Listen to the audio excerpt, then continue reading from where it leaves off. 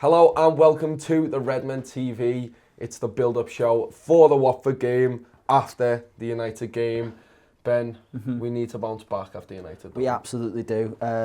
We've just done the Man of the Match podcast, and you guys talked about how you don't want to talk about Man United anymore. So I think the best course of action here is just go, we need to bounce back after United. All three of us say, yes, we do, and then we'll talk about Watford. I think that's probably the best way of going about this. Well, I mean, we've kind of got to mention United, which is the hard part. Leanne, the attack needs to start performing. It's 2 games now. It's been the Bayern game, the United game, where it just didn't click for some reason, and we need to start firing again there, don't we? Yeah, I think with the amount of injuries United had, especially in that first 25 minutes, it was the weirdest game I've seen this season. Yeah. And a lot of people have said Klopp was wrong to kind of suggest that that's why we play badly, but it does affect your rhythm. And the challenge Liverpool had was to try and build up a head of steam in a game where it was kind of impossible. So that didn't help the front three, but you're looking at players like Gini and Keita who didn't even come on. Yeah. And that's the kind of game where you need someone to be bursting from midfield to give them service. We didn't have that. Salah, I thought, was really poor again. Yeah. Worse than Bayern Munich, probably. And Mane as well. A lot of people were saying that's going to be his game. And he just didn't deliver. Yeah. Credit to United, the way they defended, but yeah, it was bad performance from the front three. I mean, Ross, in terms of that then, do you think it was tactical in terms of how, because we lined up on the edge, we're not going to do that against Watford, surely. I mean, obviously it depends on how they set up against us, but do you see us kind of letting Salah and Mane get a bit more deeper and then run at players like we know that they're very, very good at doing? You want to see more of that yourself? I think it depends on how Watford set up. I think you need to assess the game 10, 15 minutes in. Like, I know it's difficult when you play United making so many changes and stuff, but we've played like Brighton and there was another team I can't remember, and nothing was happening. And then second half, Salah dropped deep, and in the next game he started deeper, from the start again, and things are working out because he's able to pick up the ball, he's able to drag people out of position. Normally, as again I said it before, you'd have Firmino in behind to create and do little one-touch passes and stuff. It's the in-game management that needs to change for me. We were doing the same thing over and over again until we got to half-time and we stopped giving the ball to Milner, and then we were trying something else different. But then it's keeping other people guessing as well. Like Watford is just saying, well, we tried one thing, it's not working. We've so many facets to our game. We can do something else and we can hurt you because we've got the quality of players to do it, and we can switch wings. We did have the ability to bring on Shaqiri, which is, I know we talked about, I don't know why he didn't come on. I think he'll start this, but there's different options that we've got and we just don't seem to use it as often against Munich and Man United that we should have done. No, yeah, it's fair. I mean, there's a big blow in there. Obviously, you're talking about your Man United injuries. There's a reason why our attack wasn't very good against United, and it's Bobby Firmino getting subbed off. Is that going to be a massive factor for you, do you think, Ben? Yeah, absolutely. I think he's up there in terms of important players. Salah gets the goals, but Firmino, in terms of linking everything up, especially when we play a 4-3-3, in terms of importance, is up there with Van Dijk and the goalkeeper for me. Yeah. What I miss about the front three, and Firmino may not play this week. I mean, we've left him out of our teams, I think. It's the fluidity of them. They don't seem to be as moving across as much as they did last season. It seems as if, for me, if I was the manager, I was playing a 4-3-3, I'd just say, well, Firmino's starting in the 9, but you're never going to necessarily stay there. Just move across. You don't see it as much now that Salah's coming over to the left for 10 minutes and Mane's playing central, and that's really what contributed a lot last season to defenders struggling to keep up with what we were doing, really, because it was so fluid. And especially when you bring on Sturridge, you lack that even more because Sturridge doesn't really do any of that. He doesn't do the running that the other two do, and certainly doesn't do the running that Firmino does. So I think whoever we decide to bring in tomorrow, I'm hoping it's Shaqiri, and we play. I say tomorrow, whenever this goes out on Wednesday night. I'm hoping it's Shaqiri because that allows us to play Salah central, and you will get a little bit more fluid movement, particularly between him and Mane if he does that. Is that how you remedy that then, yeah, and literally just put Salah in the centre? Do you trust Origi or Sturridge to come in and be able to make the same kind of impact that you need Bobby or Salah to do? Yeah, I think it's a really good point about the interchanging of positions, but I also think with the United game that a big factor was James Milner. He was always the free man, always getting space out wide. Van Dijk picked him out several times, but he didn't do anything with the ball. And that's where you need someone like Trent. I can understand the decision maybe because Rashford had him last game, but I think that's the case where United have got loads of injuries. They're kind of sitting back. You need your wide players to really get balls into the box. And it almost was like James Milner thought Andy Carroll was in the box. And we're back to the Roy Hodgson days of just hoofing it in and seeing what happens. And that's not really Liverpool's game at all. They need to be moving around. They need to be interchanging positions. And I think, Sturridge and Origi, if they do come in, they need to step up and do that. Whether they will, I'm not sure. Yeah, no, it's a very good point about the wings, because that's something I love about Liverpool playing football, is you're watching Robertson, who's got a fantastic ball on him. James Milner's got a good ball on him usually, but the way that was so dangerous is them people getting overlapped. It's we didn't seem to get the hold-up play from Mane and Salah to then let them go to the byline, and it's them low balls across the box, like you say. Yeah. Them loop balls, United let them up all day, and Watford will do the same because the Premier League side, aren't they? And they're really good. I mean, do you bring Trent back into this game? Definitely, yeah. I don't think Milner can play so many games. I think sometimes, I think rather have Milner for Everton at some level, even if he comes on as a substitute. I think you need that experience going into this business end of the season, that experience head, which is part of the reason why he played against United, as well as Trent getting put on toast by Rashford the last season. He's a set piece taker as well, isn't he? Yeah, his delivery's normally quite good, but again, I think credit to United for defensively the way they set up, and again the movement that we lacked contributed to him looking poor. There was a moment where he put a cross in, he turned around and was having a word and saying, "You'll make some sort of movement for me because I can't do anything." Yeah. He's not one to go and beat a man like Trent. Trent can cut in on his left. We've seen against City and ping a ball to the other side to Robertson. There's a number of occasions that he's done that. Trent starts for me. I think he's going to want to push on. He's at Anfield. We're going for the league title still, and he'll be fresh. Yeah, no, that is very true. I mean, Leanne touched on it before, Ben. It's them runners from midfield. Is that a case of, look, Gini's played a lot of game time. He did that against, what game was it? Was it Bournemouth where he loops the ball over the top? Yeah. Great running and beyond. Henderson did it a tiny bit against United. But is this one of them where you think Keita just comes in and builds on his recent performances and be that link between midfield and attack that we didn't have against United? I think this is a game. I mean, we had a lot of the ball against Man United, but I think this is a game where we expect to have a lot of the ball, and therefore it suits Keita because when he does his best work when he's got the ball, he's around the centre circle and he can drive forward. Henderson for me is better in a game where we don't have the ball because he reads the play very well. He makes a lot of tackles. He does a lot of running. He's good in games like this, but I think that's part of the reason that he took him off yesterday, rather than Wijnaldum. I think when he made that substitution in the second half, there was a case for taking Wijnaldum off, but because we had so much of the ball, I think when Wijnaldum plays with Fabinho, that's our best two of the midfield. So I think we're better off playing Keita purely because, like I said, we're going to have a lot of the ball. We're going to be the team applying most of the pressure, and I think that's where Keita. So you're taking best. Henderson out of that midfield to put Keita in? Yes, I am. Yeah, I mean, is that your thinking as well, Leanne? In terms of, do you want to see that Gini Fabinho midfield? Obviously, we've got the teams, and we'll speak about them in more depth and detail later. But is Henderson the man who drops out for you in this game? Yeah, I think he is. It's not because of his performances against United and against Bayern. I thought he was really good, especially against Bayern. But I think Keita and Gini, they are a bit more dynamic going forward. They can find that link play, which you were talking about. And people say Keita's not got a goal or assist yet, but he did come very close against Bournemouth. Yeah. He is starting to turn the chains and starting to provide, getting that communication with the front three as well. And this is the type of game where, as Ben said, the onus is very much on us to attack. And someone like Keita, he's going to be up for that. He's got a point to prove as well, having not played against United. So I think, I do feel sorry for Henderson, but Keita has to come in. Fair enough. I mean, like I said, we will talk more in depth later, Ross, about the teams that we've picked. Last time out, when we played them midfield of Jordan Henderson, Jorginho, Wijnaldum, and I think it was one of the first times we'd seen them together in that two, and it worked really well. Look, we won 3-0. You've gone for the 3 in midfield this time. We tried that the past 2 games, haven't we? And it's not really worked. But are you going to stick with that and hope that it sort of pays dividends from now on? Just touching on that interchangeability stuff. So you say 4-3-3 or 4-2-3-1. It's a fluid formation. Yeah, wherever you look at it, and whether you're in possession or out of possession, there'll be in-game management. Again, there'll be times where the reason I picked Gini Wijnaldum was because I think he can make runs forward and Keita can stay behind him, or Fabinho can make runs forward and you've got Gini behind him. It's them, that three works well. I'm not saying Henderson can't do it, but we've seen it. And the reason I think Gini wouldn't play is because I think he's knackered. He'd be goosed.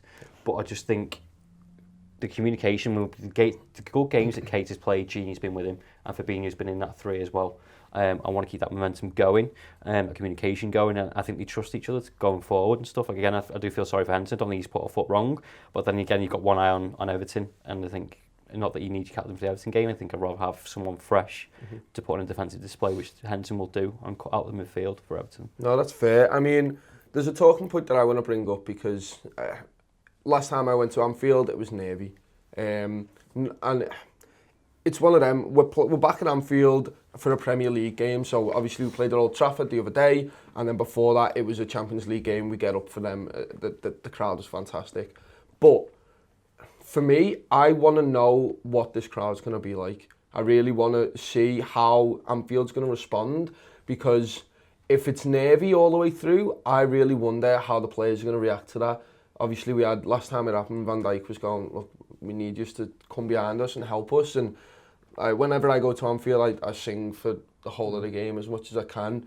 And I'm just wondering whether the fans are going to be up for it, Ben. Do you reckon that they're going to stay behind? Because say we don't score for 30 minutes and it starts getting nervy and frustrating, what effect do you think that'll have on the players, if any? Well, I mean, all you've got to do is look at Leicester. The Anfield crowd is one of the most unpredictable things, because the Leicester game is the perfect example of City had lost the night before, and I arrived there basically expecting a real good atmosphere. You know, we were really up. We scored dead early, and then it kind of tailed away. Even before Leicester had scored, just before half time, there was quite a bit of moaning, and it just didn't feel right. And then obviously as the second half went on and we were still level and it was getting more frustrating, you could see the effect that was having on the players, and in the end Leicester had opportunities to win it as well. But then Bournemouth was dead good. So it's just so up and down, and I do think that on the back of Man United, really, I would, to be honest, unfortunately, I would expect another atmosphere like Leicester, but you just don't know, because then again, the crowd was so good against Bournemouth. I'm hoping that the majority of the people who went to Bournemouth and are going to Watford as well, myself included, are going to go, well, I'd rather it be like Bournemouth than Leicester. So I'm going to sing, but you just never know. You just never know with it. Well, we got asked to last time. Do you reckon it'll just happen organically? I think it might be both, because there was some tweets doing around, wasn't there, like, get behind it, I'm tempted to put that back up myself, to be honest. Yeah, may as well. I think it'd be different because City won't have played before us, and it's that close to the point in it where we need to play our part regardless. So you can't speak for not the whole fan base, but everyone who's in that crowd of telling them, expecting what they can do. But I think there'll be a point where we'll start something, but then the players again need to show us a performance to get behind as well. The Leicester and the West Ham game, Leicester game didn't show what we can do. Bournemouth we did, and that's what you just play off each other, and that's what happens. I know we scored early and it died down, but then you just need to do the same again. I know it's dead easy to say go and score an early goal, or just give us some sort of encouragement that the attack's working again, because that's not helped yet. And with Bayern Munich, it never happened, but then Bayern Munich defensively were brilliant, and I think people don't think about that during the game, going, oh, actually, they're good. I mean, a factor into this, Leanne, is Alisson making a few dodgy passes and that and stuff, but our defence lately has been quite good, and I think that plays into a lot of nerves. But the fact that we've got 3 clean sheets in a row, and obviously we'll talk about, 2 draws and we're kind of disappointed with that. It's nice to see, after a little spate of conceding a few goals in a game, we've kind of took that out of our game, especially with Van Dijk being back on the side, isn't it? Yeah, it's a bit like the start of the season when the defence was doing really well and the attack wasn't clicking. We've kind of gone back to that now, which is great from a Liverpool point of view with the way the defence has been in the last few years. Van Dijk coming back from that Bayern game as well has kind of shored things up a bit more. But I think now Liverpool need to kick on and they need to kind of get their attack working if they're going to get this title. In terms of the crowd, I also think the defence could play a part, because you look at that Bayern game and one of the big moments was when Jordan Henderson just flies in with a tackle. Halfway line, nothing really happening, and he flies in, the crowd goes mad. So that's going to be the type of thing. Liverpool need to come out straight away, need to get at Watford, and they need to get this crowd going, and the crowd need to get them going. It's both players and fans have to do it. Fans can't expect the players to do it. And likewise, I completely understand Van Dijk and Jurgen Klopp coming out and saying, you know, this is silly now, because I understand Liverpool fans want to win the title badly, but we're still 1 point ahead, and everyone's talking about how good City are. Yeah. We're still ahead of them. Yeah, no, exactly. It's a symbiotic thing, isn't it? Where you've got to spur people on, and there is literally nothing better than when the best one for me was Arsenal, where Bobby Firmino gets the goal, and then everyone's up, and then I think that spurs him on to then rip about 4 players and tuck it in the corner, and there's just something special about that, and it been cultivated since after Everton. I think obviously before it as well, but that Everton one gave us the rise of, like, now every single game I expect us to carry on doing. I was really surprised against United how it petered out, because every game this season we've seemed to just keep it moving and keep it going and never give up because of that Everton thing. I really enjoyed it. Let's talk about Watford a little bit. The 7th in the league. The last 10 games, they've won 6, drawn 3 and lost 1, and that loss was against Spurs. They're off the back of a 5-1 win against Cardiff, and largely the same team that played us last time. Kiko Firmino, I think that's how you say it. He played against us last time, but Jan-Mat was in there that time. They played really well against Cardiff, didn't they? They were very, very good. I watched it Friday evening. I watched the extended highlights on Sky, because I thought, well, I knew they'd won, and I knew De La Feu would score a hat-trick, and I thought, well, they're playing us. I'll tune in. They were really impressive. They play some really good football. They do, yeah. And it's funny because Watford don't have a trend of basically changing the manager every season. I can't imagine that they'll be doing that this year, because at the moment they're 7th in the league. Again, we touched on it before about tiredness of the players. It'll be interesting. They've had a couple of days extra rest here. And you know, how important will that be, especially for us when we played an intense game like Man United, we've got another intense game next weekend in Everton. You know, how much of a factor will that be? You know, this isn't an easy game at all for me. This is a tough one. This is up there with the Wolves and the Leicester, that sort of, you know, area of the league, and you know, it's a tough one. It is. I mean, you look at some of the players in there, Leanne. Troy Deeney 7 and 24, De La Feu 6 and 20, Pereira 6 and 25. De La Feu kind of bolstered that against Cardiff. He got a hat-trick. Troy Deeney got 2 in that game.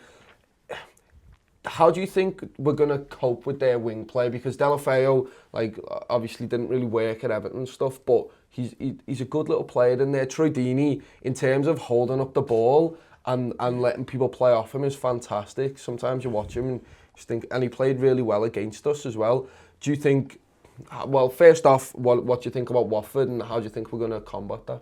I think, you know, as Ben said, they're a very, very good team. They play good football. And I think I made this comparison before with other teams in the Premier League, but they kind of remind me of a Bournemouth type team and a Crystal Palace. They've got a very, very strong defensive picture. They've got 2 good defensive midfielders in Capoue and Decore. Yeah. And so that partnership and the space they've got in front of them, and then the players like Will Hughes who can provide that link play and play off Troy Deeney, I think they've got such a good structure there that it's going to be very, very difficult to break down. And obviously that, again, plays into the frustration of the crowd. How Liverpool have to approach it, though, is they have to get their fullbacks right up the pitch. Yeah. Trent has to be pushing them back. Yeah.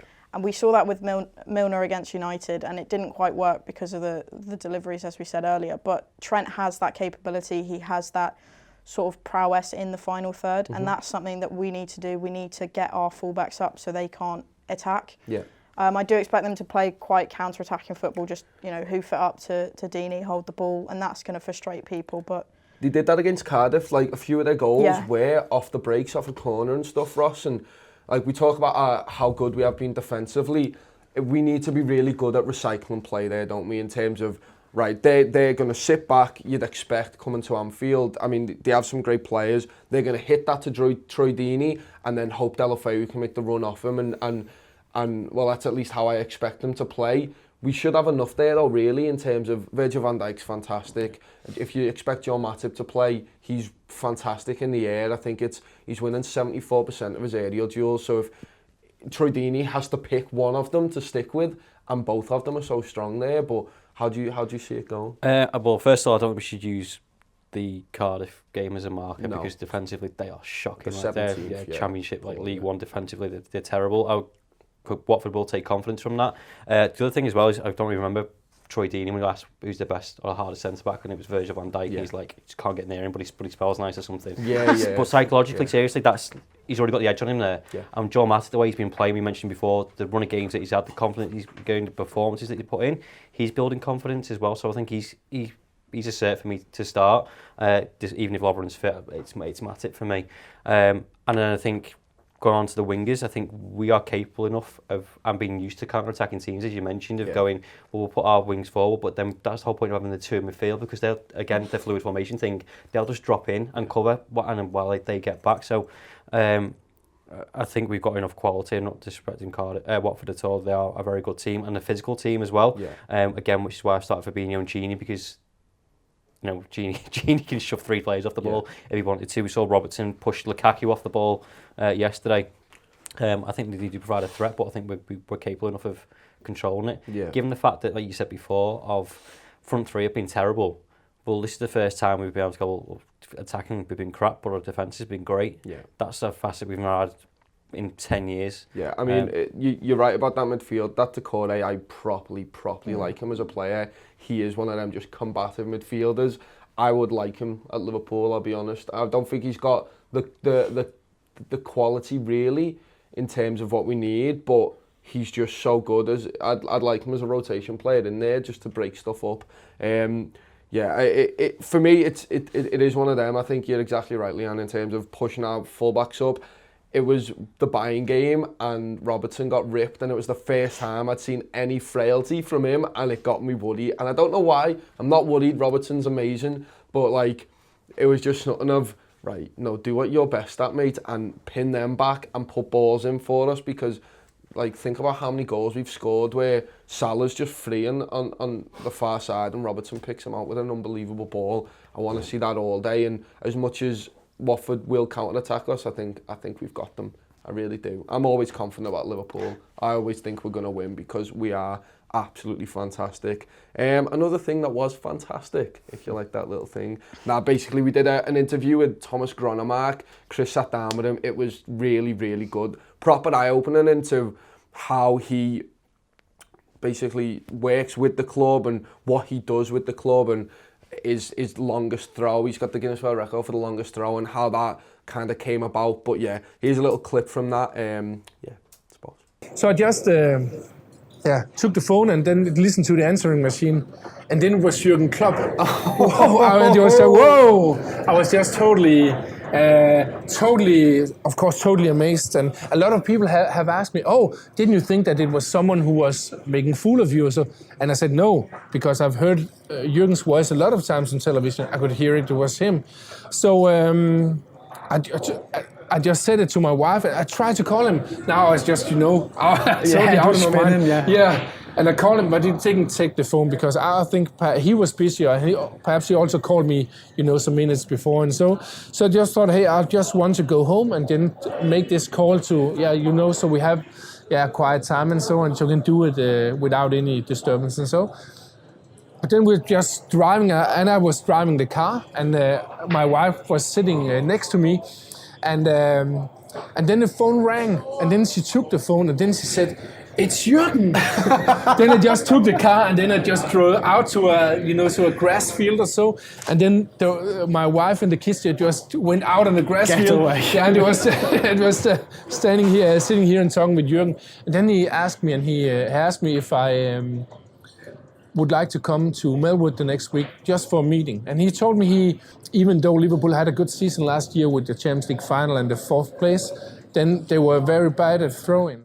So yeah, there's a little clip from it. It was funny, as after we did this interview, the Bournemouth goal happened where it came from a throw-in, and I think Chris messaged him, or he gave Chris a message, and he was like, I was made up with it, because that shows it's all about smart throw-ins and the transitions through them and the movement in between. And then literally a few days after we did the interview and we put the interview out, we scored a goal from that. And it is very, very interesting. Lovely man as well. Really, really good stuff. But yeah, let's talk about our preferred 11s. Ross, you have gone with Alisson, Trent, Matip, Van Dijk, Robbo. All of us have gone for that, to be fair. Then you've gone for a midfield of Gini, Fabinho, 4-2-3-1. Then you've gone Shaqiri, Keita, Mane along it, and then Salah up top. Why have you gone with that? Because I don't trust Origi or Sturridge.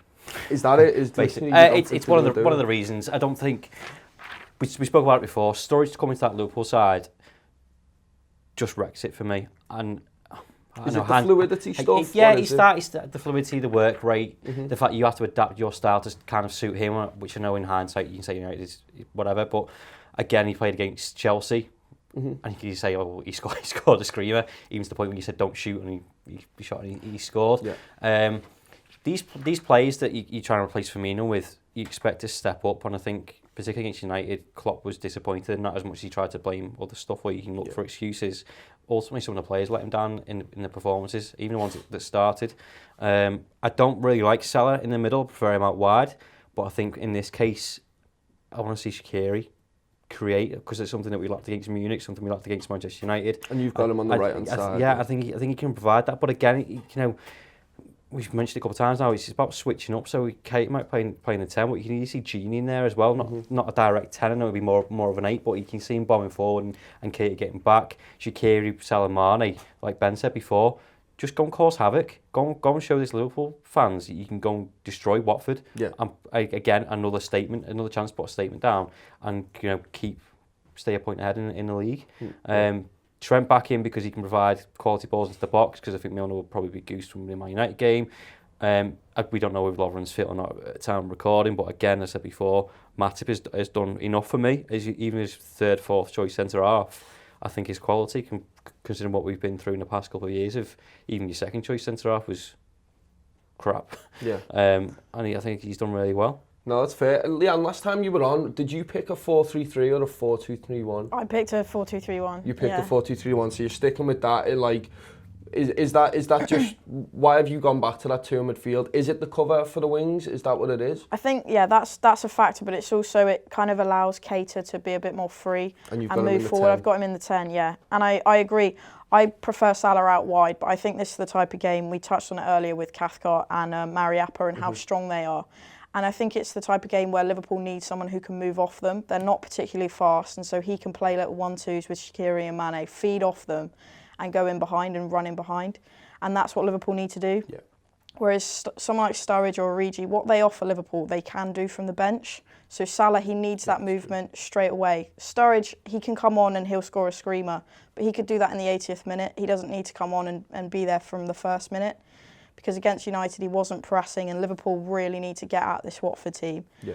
So I think, Keita, he has a licence to roam in that number 10. He has a licence to create, and that's what Liverpool need to do. I'd love to see him get that first goal for us as well. It'd be like we talk about Mo Salah being in the centre, but he always shifts over to that side anyway. So it'll be really nice to see that, I think. Ben, you've gone for a 4-2-3.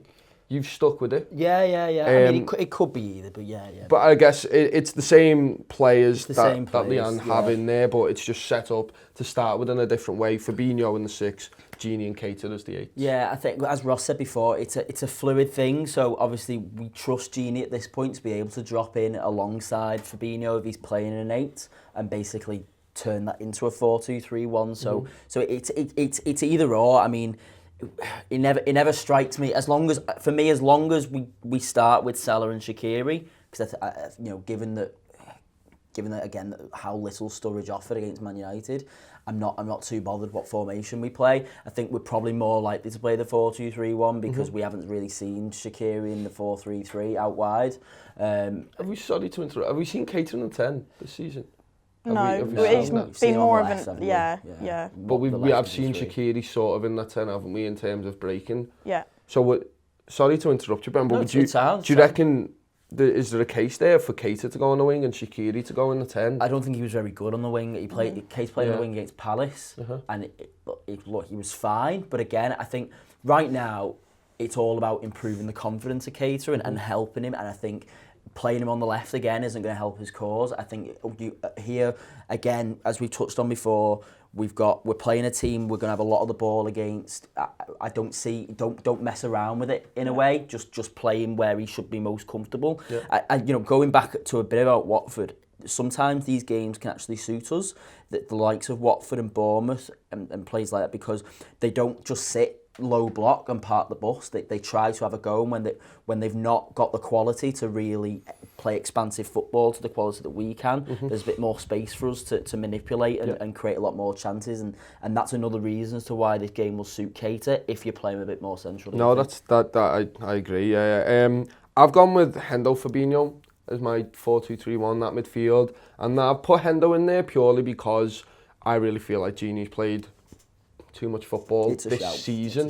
Everton at the weekend as well. Do you know what I mean? And I really feel like it's one of them. Henderson and Fabinho have been good in there together as well. I can't remember what game it was, but they played really well. Obviously, Gini Fabinho, that's the best. That is really just unbelievably good, and I enjoy seeing that. But I just feel like Henderson can do that job just as well. He's a good little break-up player, and it kind of lets Fabinho go a bit more further forward. I'd like to see them balls over the top. We haven't really spoke about Sadio Mane.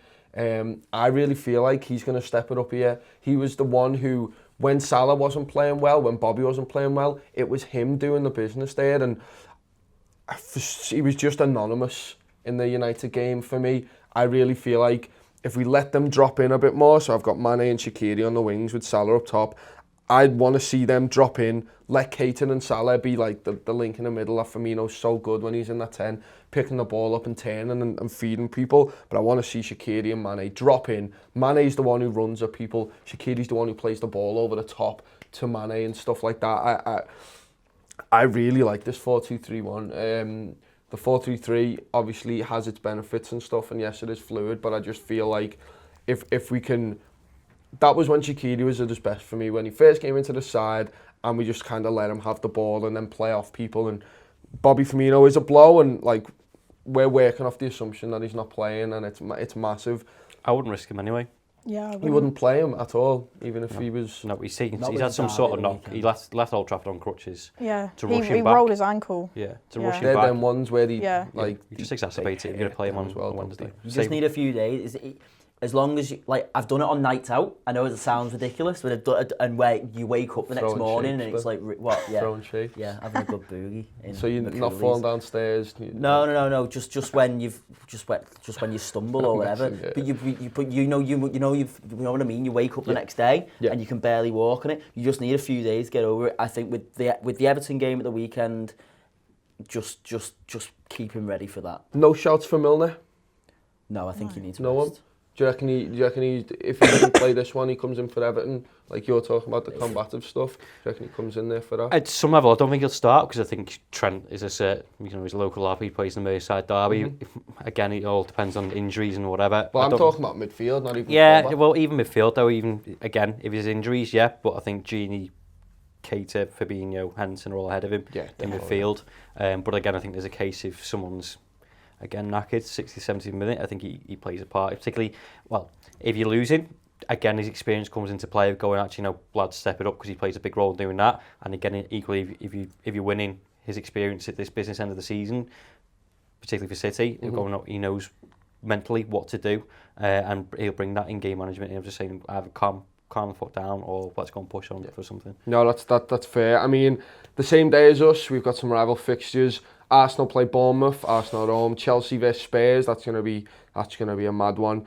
Palace vs Man United, and then Man City vs West Ham are playing at the same time of us. Leanne, we spoke at the very start. We need to bounce back from the United stuff. We need to now. We can't really afford any more slip-ups. You expect Man City there to go and beat West Ham. We just need to go out, don't we, and stay at the top. We've earned this 1 point at the top by us being just unbelievably brilliant and overperforming, in my opinion. We just need to carry that on, don't we, and keep the pressure on City, even though we're ahead. Yeah, I think the United game's a weird one because it was actually, I was very frustrated after the game just because of the manner of the performance. But a lot of people were saying, at this point in the season, if at the start of the year you'd said Liverpool are going to be top in February by a point against this Manchester City team, you'd have bitten your hand off. And a point at Old Trafford is never, ever a bad point, but it was the manner of the performance. It was the frustration overshadowing that point. And Klopp was furious the whole 90 minutes. I've never seen him like that before. So he needs to kind of channel that and channel it into the players to get them riled up for this game. And I think we need to see a performance like Bournemouth where Keita is bursting through the lines. We were talking earlier about how he's the creative link, and for example, his ball for Bobby in the build-up to that third goal against Bournemouth was brilliant, and that's where players like Shaqiri and Mane need to step up and respond now. Because we didn't have that against Manchester United. There were no runners. But I think it's kind of the prime opportunity, because Merseyside derby coming up, the fans are going to be up for that, the players will always be up for that. This is the in-between. This is the one actually that you're kind of more nervous for than a Merseyside derby, because it's all on the players to respond. Yeah, no, I'd agree with that. I mean, Ben, do you see West Ham doing us any kind of favours, or is it on us? I think I don't think City were great yesterday in the cup final. You know, and they, like we discussed in the office before, you know, they played an extra half an hour. Fernandinho went off injured, Laporte went off injured. Where they're up to, I don't know. I don't think it's out the question. I think City. I think I expect City to win, as I always do when they're at home. But you know, West Ham can be quite hot and cold. They don't tend to be as good as away as they are at home, and obviously this is at City. But also you've got the fact that Pellegrini coming back. He won't want to just roll over really, because at the time, you know, when he left, Man City was pretty much let go of for no reason other than they were going to get Guardiola. So I imagine there's a little bit of, you know, he'll feel as if he's got something to prove. Overall, I expect City to go out and win. But the last time we actually played in parallel with City was Boxing Day when they lost to Leicester, and you know, and that helped the crowd a lot. You know, when that was good, wasn't it? So you know, it could be the same, but I do expect City to win. Yeah. And then obviously, I mean, you used to do the Around the League show, fantastic. Go and watch that as well. But you'll be speaking about Chelsea and stuff like that. Got a special guest this week, Tom. Oh, could it be? Yeah, Ta-da! Boss. But yeah. Chelsea v Spurs, do you reckon we need to even think about that one? I mean, Spurs... Spurs didn't do themselves any favours, did they, by losing to Burnley? I don't know what's going to happen with Pochettino. He's going to get a game ban. I think it might be too soon for that to come in. But it strikes if their heads have gone in some respects. And again, Chelsea after yesterday... Who knows? Who's in goal? But Kepa's playing up front, just because he feels like it.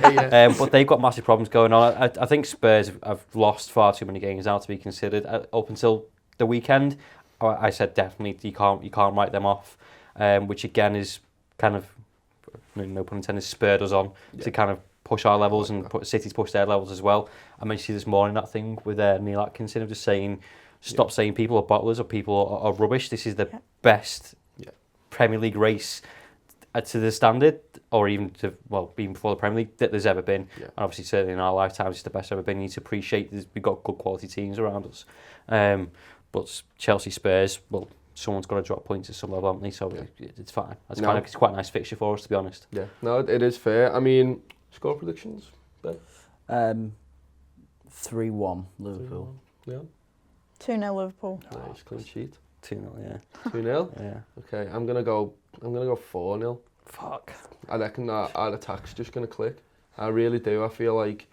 I thought that I didn't sound too arrogant now, going, yeah, we'll smash him. I really want to. No, I think we've got it in our locker. I think we really are good at football. We've just come up against two fantastic defences in the past few days, and Watford are not as good defensively. What was it, 34 goals conceded? 35, yeah. 35 goals conceded this season. Let's add another 4 on top of that and keep steamrolling and go on to the Merseyside derby with massive smiles on our faces. I cannot wait. But yeah, let us know your score predictions in the comments below. Let us know who you want to play. Let us know if you agree or disagree with everything we've talked about. We haven't even talked about Leanne. Tell us what you think. I'm guessing the answer is no. But yeah, look, thank you everyone for watching. Yeah, it's just nice to not talk about a 0-0.